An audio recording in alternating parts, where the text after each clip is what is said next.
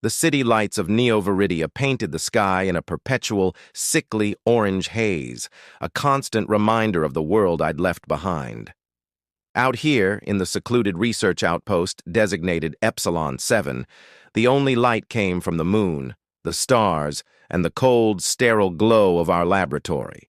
My name is Dr. Eris Thorne.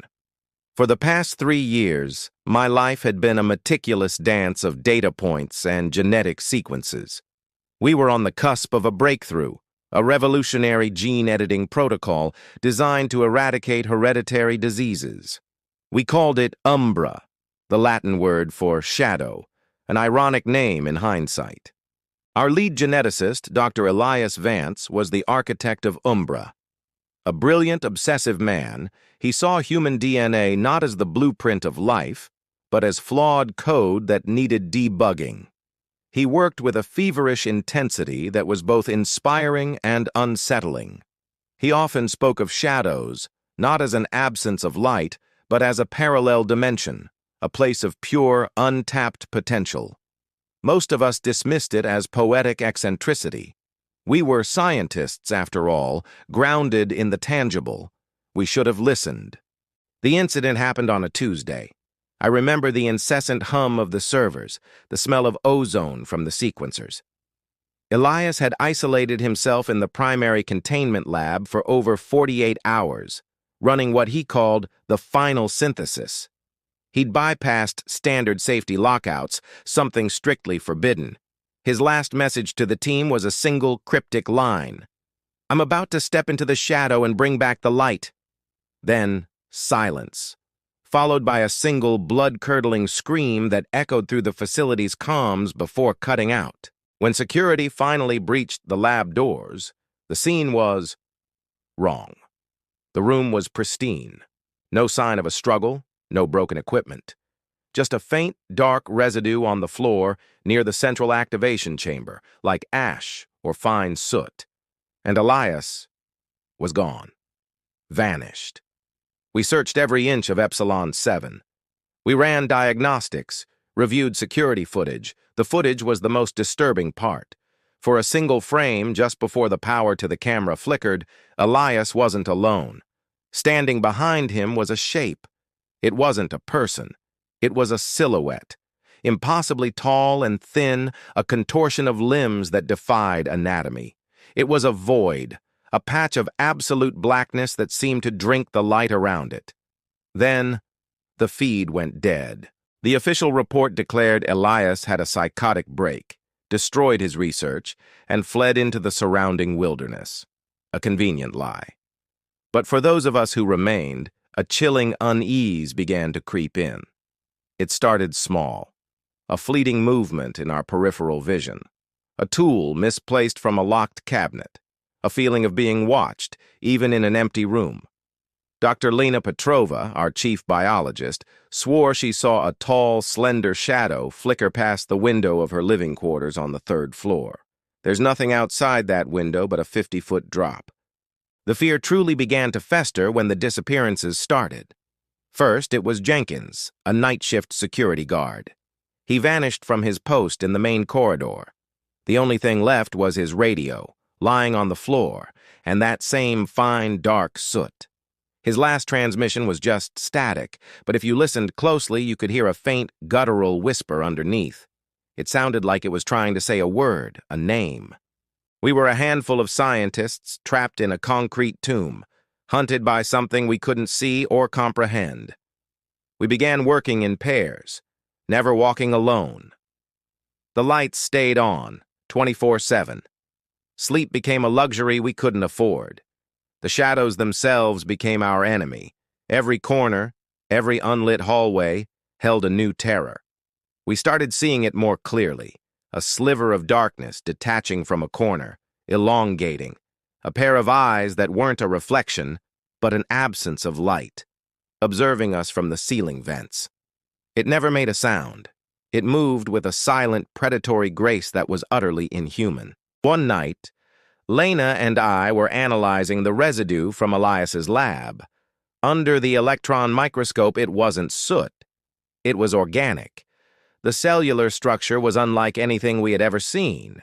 It seemed to shift, to reconfigure itself right before our eyes, as if it were both there and not there simultaneously. Lena theorized that Elias's experiment hadn't just failed. It had succeeded in the most horrifying way possible.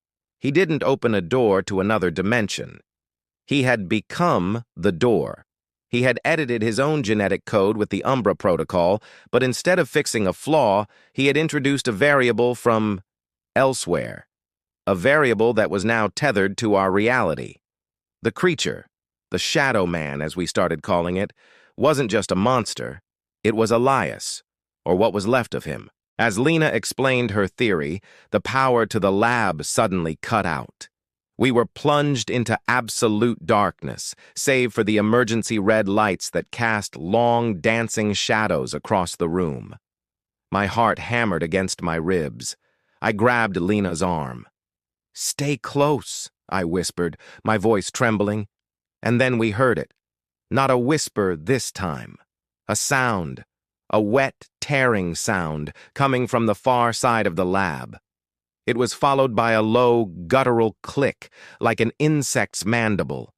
Slowly, from the deepest shadow in the corner of the room, a form began to coalesce. It was taller than a man, impossibly thin, its limbs bending at angles that would shatter bone. It didn't have a face, just a smooth, dark surface. But as it turned its head towards us, two pinpricks of void appeared, cold and empty and filled with an ancient alien hunger. It took a step, its foot making no sound on the tiled floor. It wasn't walking. It was flowing, like liquid night. We ran. We scrambled through the darkened corridors, the creature's silent pursuit, a palpable weight on our backs. We didn't dare look behind us. We could feel its presence, a drop in temperature, a strange pressure in the air. We made it to the central control room and slammed the heavy blast door shut, engaging the magnetic locks. For a moment, we were safe. We gasped for breath, our bodies shaking uncontrollably. Then a soft scraping sound began on the other side of the door. Not claws. It was the sound of something semi-solid, trying to ooze through the microscopic seams in the metal. I looked at the facility's schematics, my mind racing. There was only one way out. The emergency geothermal vent, a maintenance tunnel that led to the surface 2 miles away. But to get to it, we had to cross the main atrium, a cavernous space with a high ceiling filled with pillars and shadows. We had no choice. Armed with high-intensity flares, we cracked open the door and sprinted into the atrium. It was waiting, not one, several. The Umbra protocol hadn't just changed Elias, it was propagating. Every person it took, it added to its collective. The shadows detached from the pillars, their forms shifting and writhing. They weren't just killers. They were extensions of this place, a living, breathing part of the darkness. A flare arched through the air, and for a split second the creatures recoiled, their forms wavering under the intense light. That was our chance. We ran for the maintenance hatch, the air growing colder, the guttural clicking echoing all around us. One of the shadows lunged for Lena. I pushed her forward and fired another flare directly at its center. It shrieked, a sound that was a violation of physics, a chorus of static and tearing flesh, and it dissolved into a cloud of that familiar black dust. We reached the tunnel and scrambled inside, sealing the hatch behind us. The tunnel was narrow, claustrophobic, and blessedly, brutally lit. We didn't stop running. For what felt like an eternity, we pushed onward, the sounds of the facility fading behind us. We finally saw it, a circle of gray morning light. Freedom. We burst out onto the rocky surface, gasping the clean, cold air, collapsing in exhaustion. We made it. We survived. But as I looked back at the unremarkable concrete structure of Epsilon 7, a terrifying thought chilled me to the bone. We hadn't killed it. We had only escaped it. The Umbra protocol was a success. Elias Vance had found a way to rewrite life. He had turned himself and others into a new, predatory species, perfectly adapted to a world without light. They were trapped in that facility for now. But what happens when the sun goes down?